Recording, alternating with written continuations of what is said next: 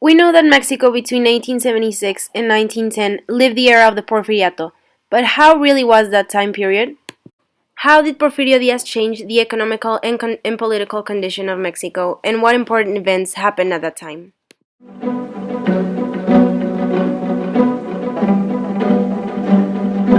Porfirio Diaz became the Mexican president in 1876.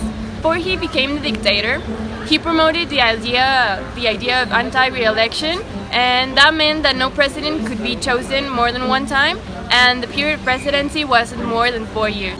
Diaz focused on showing that the political power in Mexico wasn't bad. In fact, it was really strong because of him. So by the end of his reign, a lot of European powers and American powers, including the United States of America, recognized Mexico as a strong country because of Porfirio Diaz's dictatorship. Porfirio Diaz, with the help of José Limantur, who was the Mexican treasurer at the time, helped raise Mexican politics and Mexican economy. During Porfirio Diaz's mandate, there were a lot of debts.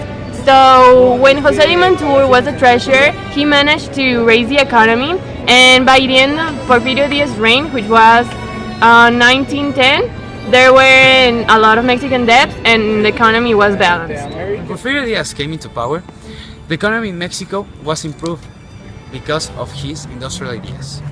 But still, the lower classes were still suffering because of fair treatment. Another of Porfirio Diaz's aportations to Mexico was the creation of the middle class. It was created because of the new capitalist system who was implemented in Mexico. But not everything was perfect. It has a lot of economic issues because, well, the lower classes were still suffering and the Europeans were exploiting the Mexican resource. Porfirio Diaz tried to impress the Europeans with his industrial ideas.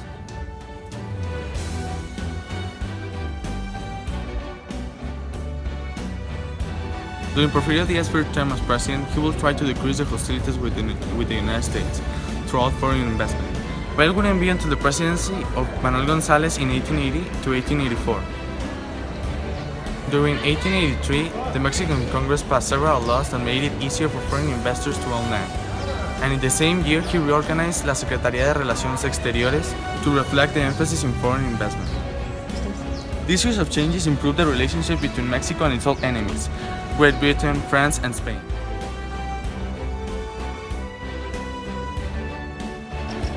Before the Porfiriato, there was no money in Mexico to build railroads, as well as no investors. The first development of railroads happened in the Industrial Revolution, but Mexico's greatest development was in the Porfiriato era. Between 1882 and 1883, there were more than 3,821 kilometers of railroad built.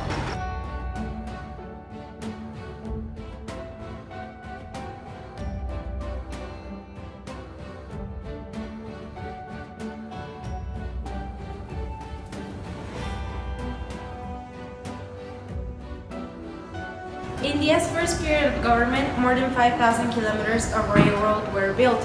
Manuel González bought one of Diaz's first railroads that went to the south and went past through Oaxaca and Puebla.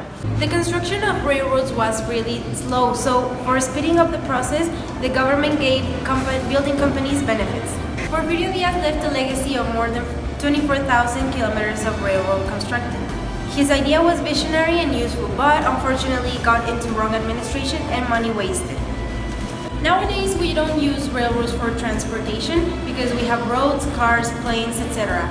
But if maybe railroads would have a better administration and wouldn't have transformed into a competitive industry, we would use them nowadays. In Porfirio Diaz's government time, he developed a lot of communication media, not just railroads, but telephone, telegraph, etc. Yeah. During the Porfiriato, France was one of the countries popular in style and technology, so it was a great influence to Mexico, and the president that was Porfirio Diaz. The first thing influenced were department stores. Some of the buildings made thanks to Porfirio Diaz were el Palacio de Bellas Artes, el Teatro Juárez, el Expiatorio, and el Palacio Postal. This was related because of the communication between Mexico and the United States and the influence of other countries like France. The Porfiriato was without a doubt a great period of time for Mexico's economical condition and for communication developments.